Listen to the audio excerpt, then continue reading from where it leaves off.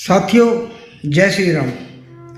साथियों, रामायण में कुछ ऐसे प्रसंग हैं जिनसे हम अनभिज्ञ हैं, जिन्हें हम नहीं जानते, हमें नहीं पता है। ऐसे कई अध्याय हैं जिनमें छोटे छोटे रोचक तथ्य छिपे हुए हैं। इन अध्यायों के भीतर कई ऐसी अनगिनत कहानियां हैं जो अभी तक आम लोगों के बीच नहीं पहुंच पाई।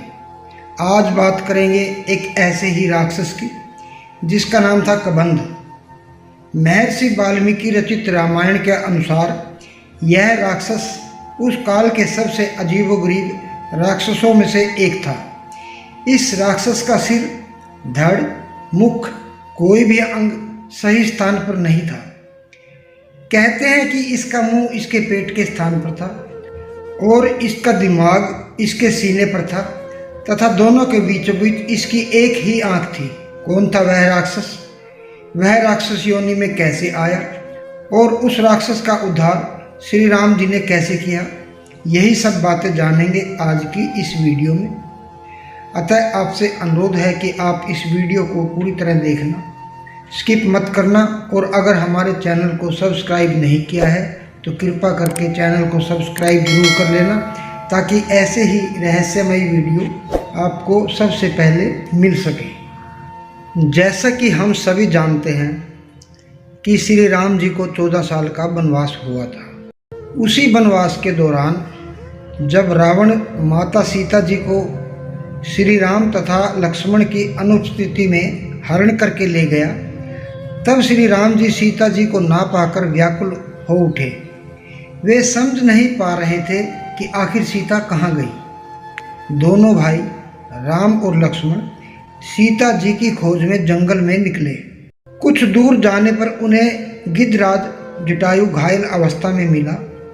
वह अपने आखिरी श्वास ले रहा था।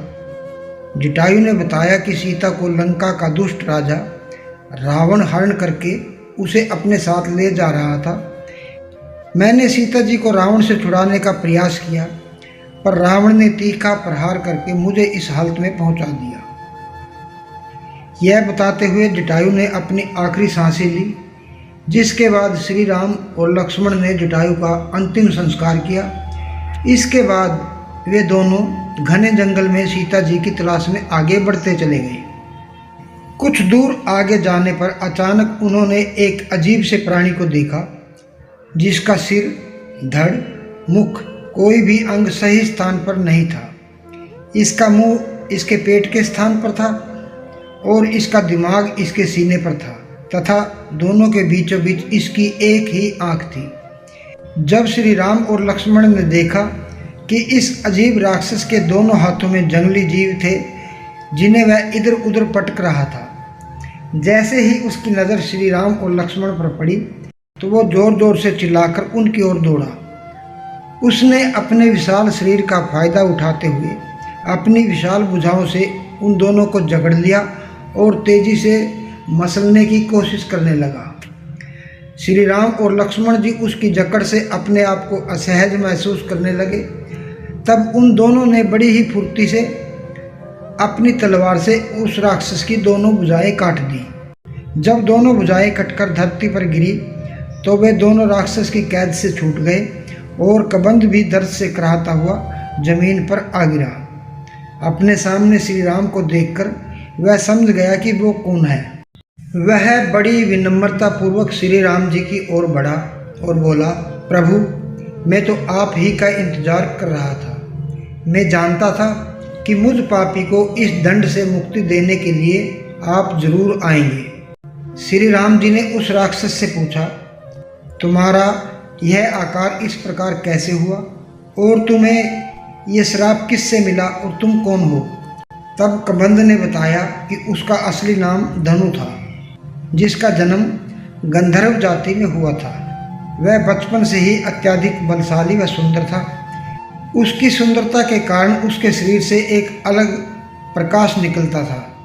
साथ ही उसे स्वयं भगवान ब्रह्मा का भी वरदान था कि उसे किसी अस्त्र से नहीं मारा जा सकता।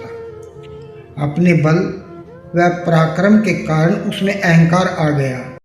वह सुंदर शरीर के होते हुए भी वह राक्षसी रूप धारण कर तपस्या में लीन ऋषियों मुनियों को तंग करता था और राक्षसों जैसे वेश बनाकर उनकी साधना भंग करने पहुंच जाता था। एक दिन स्थूलशिला नामक ऋषि को भी डराने के लिए भयानक राक्षस का रूप धारण किया। ऋषि स्थूलशिला के पास कई दैवीय शक्ति थी। वे धनु के इस कृत्य से अत्यंत क्रोधित हो गए। इसी क्रोध में उन्होंने उसे श्राप दे दिया कि वह जिस प्रकार का रूप धारण करके उन्हें डरा रहा है वही रूप उसका हमेशा के लिए हो जाएगा और वह राक्षसों के जैसा ही व्यवहार करेगा। ऋषि के श्राप के कारण धनु का शरीर वैसा ही रह गया। उसकी दोनों भुजाएं अत्यंत लंबी व विशाल बन गई। वह सारा दिव्य ज्ञान विलुप्त हो गया। अब वह एक राक्षस की भांति व्यवहार करने लगा। अपनी यह दशा देखकर धनु ऋषि स्थूलशिला के सामने गिड़गिड़ाने लगा। वह क्षमा की याचना करने लगा। ऋषि को उस पर दया आ गई। वह उन्होंने इस श्राप से मुक्त होने का उपाय बताया। उन्होंने कहा कि जब भगवान श्री राम अपने भाई लक्ष्मण के साथ माता सीता को ढूंढते हुए यहाँ आएंगे तो वो तुम्हारी दोनों भुजाएं काट देंगे। इसके बाद जैसे ही वे तुम्हारा दाह संस्कार करेंगे तो तुम श्राप से मुक्त हो जाएंगे। वह पुनः अपने इसी शरीर को प्राप्त करेंगे। इसके बाद धनु राक्षस बन जंगल जंगल घूमने लगा और जीवों को मार मार कर खाने लगा। वह ऋषि मुनियों को सताता और उन पर अत्याचार करता। एक बार राक्षस बने धनु का देवराज इंद्र से युद्ध हुआ। क्योंकि धनु को ब्रह्मा जी के द्वारा दीर्घायु होने व किसी अस्त्र से न मरने का वरदान प्राप्त था, इसलिए इंद्र उनकी हत्या तो नहीं कर पाए, लेकिन उनके वज्र के प्रहार से धनु का राक्षस शरीर उसके कबंध यानी कि उसके पेट में समा गया। वह केवल उसकी मुख व भुजाएं ही बाहर रह गई। तब से वह उसी स्थूल पर जड़ पड़ा रहा। वह अपनी लंबी लंबी भुजाएं फैलाकर पशु पक्षियों को पकड़कर अपना भोजन करता। तब से उसका नाम कबंध राक्षस पड़ गया। कबंध कहने लगा कि प्रभु, मुझे स्थूलशिला ऋषि ने बताया था कि जब आप वनवास के दौरान माता सीता को खोजते हुए यहाँ आएंगे तब ही मेरी मुक्ति होगी। प्रभु, आप मेरे इस शरीर को जलाकर नाश कर दे। इसके बाद मैं अपने वास्तविक स्वरूप में आ जाऊँगा। तब मैं आपको माता सीता का पूरा पता बता सकता हूँ। मेरी बुद्धि मेरे इस राक्षस रूप में काम नहीं करती, अतः आप मेरे इस शरीर को जलाकर राख कर दें। तब मैं अपने वास्तविक गंधर्व रूप में आकर आपको सब कुछ बता दूंगा। दाह संस्कार होते ही कबंध को ऋषि स्थूलशिला के श्राप से मुक्ति मिली। वह पुनः उन्होंने अपने गंधर्व के शरीर को प्राप्त किया। इसके बाद उन्होंने भगवान राम को उनकी भक्त सबरी का पता बता दिया। वह बताया कि वहाँ से उन्हें सुग्रीव तक पहुँचने का रास्ता मिलेगा, जो माता सीता को ढूंढने में उनकी सहायता करेंगे। यह कहकर वे अंतर्ध्यान हो गए। तो साथियों, यह थी कबंध राक्षस के श्राप और उसकी मुक्ति की कहानी। आपको यह प्रसंग कैसा लगा कृपा करके हमें कमेंट बॉक्स में ज़रूर बताना। अगर अच्छा लगा हो तो एक लाइक ज़रूर कर देना और साथियों हमारे चैनल को सब्सक्राइब ज़रूर कर लेना, ताकि ऐसे ही रहस्य से भरपूर वीडियो आपको सबसे पहले मिलती रहे। मिलते हैं ऐसी ही एक और वीडियो में। तब तक के लिए जय श्री राम, जय माता की।